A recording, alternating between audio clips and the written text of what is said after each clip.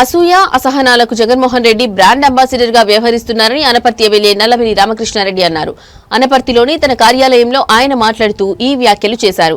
గతం నుంచి కూడా తెలుగువారు ఏ ఆపదలో చిక్కుకున్నా వారిని రక్షించడం, సురక్షితంగా తీసుకురావడమే చంద్రబాబు నాయుడు గారి ప్రధాన లక్ష్యమని నల్లమిల్లి రామకృష్ణారెడ్డి అన్నారు.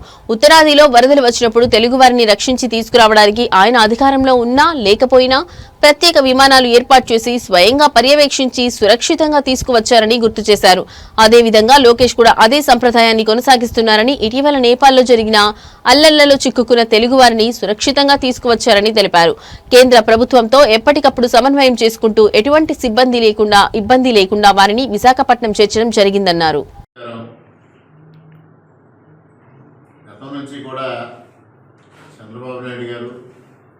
ఈనాడు లోకేష్ గారు ఎక్కడైనా తెలుగువారికి ఒక ఆపదలో చిక్కుకుంటే వారిని రక్షించి తీసుకురావడమే ప్రధాన ధ్యేయంగా పనిచేయడం జరుగుతుంది.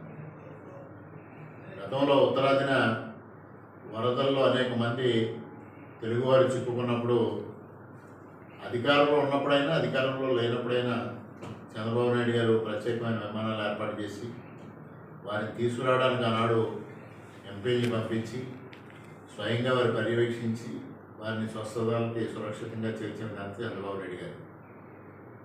అదేవిధంగా ఈనాడు లోకేష్ గారు అదే వరవడిని కొనసాగిస్తూ మొన్న నేపాల్ అల్లర్ల విషయంలో అక్కడ చిక్కుకున్న తెలుగువారిని సురక్షితంగా ప్రత్యేక విమానంలో కేంద్ర ప్రభుత్వంతో ఎప్పటికప్పుడు సంప్రదిస్తూ కేంద్ర ప్రభుత్వంతో సమన్వయం పాటిస్తూ ఎటువంటి ఇబ్బంది లేకుండా అక్కడ కనీసం కొన్ని ఫార్మాలిటీస్ కంప్లీట్ చేయాల్సిన పరిస్థితుల్లో కూడా అవన్నీ లేకుండా వారు నేరుగా విశాఖపట్నం, తిరుపతి చేర్చడం జరిగింది.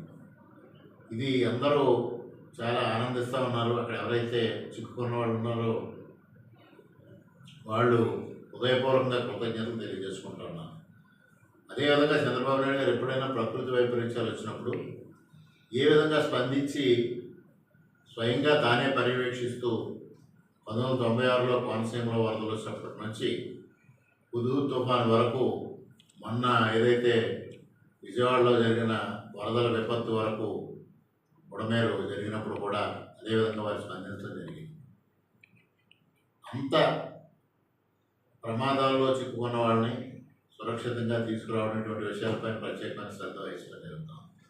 మరి వాళ్ళు నేపాల్లో జరిగిన విషయం పట్ల లోకేష్ గారు అనంతపురం సభను కూడా రద్దు చేసుకుని వార్ రూమ్లోనే ఉండి అక్కడి నుంచి పర్యవేక్షిస్తూ ఆ కార్యక్రమాన్ని నిర్వహించినందుకు వారికి అనపర్తి నియోజకవర్గం కూటమి తరఫున ప్రత్యేకమైన కృతజ్ఞతలు తెలియజేసుకుంటూ ఉన్నాం. అదేవిధంగా ఇవాళ సూపర్ 6 సూపర్ హిట్ అనే ఒక కార్యక్రమాన్ని కూటమి అనంతపురంలో నిర్వహించుకోవడం జరిగింది.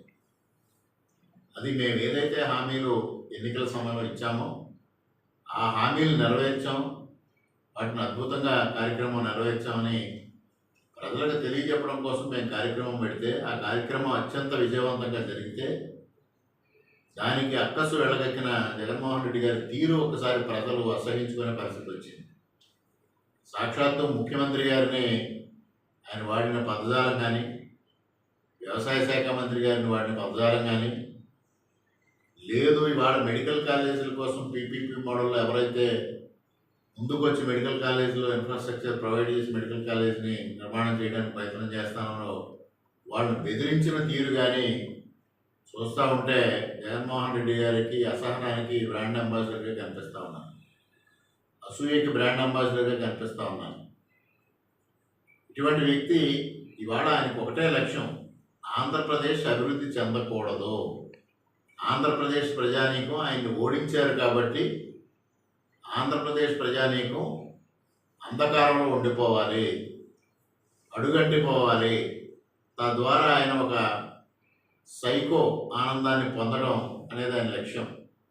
అందుకోసం ఇవాళ చంద్రబాబు నాయుడు గారు పారిశ్రామికవేత్తలను పిలిచి ఈ రాష్ట్రంలో పరిశ్రమలను అభివృద్ధి చేయాలి, మెడికల్ కాలేజీని అభివృద్ధి చేయాలి, సంక్షేమం చేయాలి, అభివృద్ధి చేయాలి, కేంద్ర ప్రభుత్వం నుంచి పెద్ద ఎత్తున నిధులు సాధించి ఆంధ్రప్రదేశ్ రాష్ట్రాన్ని గణనీయంగా అభివృద్ధిలో ముందుకు తీసుకెళ్లాలని ప్రయత్నం చేస్తూ ఉంటే ఎక్కడికక్కడ పారిశ్రామికవేత్తలను బెదిరించడం, పోలీసు అధికారులను బెదిరించడం, బ్యూరోక్రాట్లను బెదిరించడం, మరలా నేను అధికారంలోకి వస్తాను, మీ అందరూ ఎంత చూస్తానని వారు మాట్లాడడం జరుగుతూ ఉంది. జగన్మోహన్ రెడ్డి గారు ఒకటి గమనించాల్సిందే, మీరు వైనాట్ 175 అనే అహంకారానికి వెళ్ళి 11 రెడ్డిగా మిగిలిపోయారు. ఇవాళ మీరు చేసే ఇటువంటి చేష్టల వల్ల మీరు 0 రెడ్డిగా మిగిలిపోబోతా ఉన్నారు భవిష్యత్తులో. ఎందువల్ల అంటే ఇప్పటికే ప్రజలు మీ అహంకారాన్ని చూసి 175 నుంచి 11కి తీసుకొచ్చారు. ఇవాళ ప్రతిపక్షంలో కూర్చున్నప్పుడు ఏదైనా ఒక నాయకుడు పార్టీ ఎందుకు ప్రతిపక్షంలోకి వెళ్ళింది, మనల్ని ఎందుకు ఓడించారు అనే దానిపైన ఆత్మపరిశీలన చేసుకుంటారు.